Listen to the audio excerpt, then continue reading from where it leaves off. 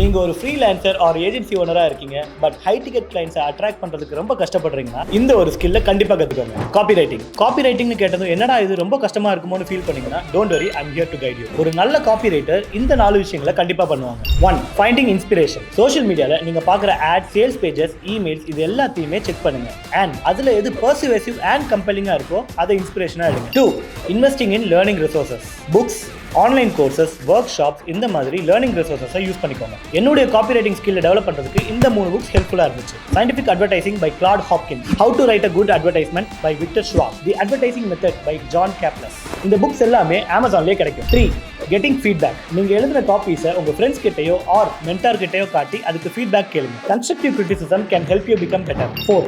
Practice. எந்த ஒரு ஸ்கில்லுமே டெய்லி பிராக்டிஸ் பண்ணும்போது தான் டெவலப் ஆகும். ஸோ டெய்லி ரைட்டிங்க்கு டைம் பிளாக் பண்ணி ரேண்டமா நீங்க பார்த்து இன்ஸ்பயர் ஆன காப்பீஸை எழுதுங்க. The more you write, the more you will improve your skill. இந்த ஸ்டெப்ஸை ஃபாலோ பண்ணீங்கன்னா நீங்களும் ஒரு நல்ல காப்பி ரைட்டரா மாறலாம் அண்ட் ஹை டிக்கெட் கிளைண்ட்ஸை அட்ராக்ட் பண்ணலாம்.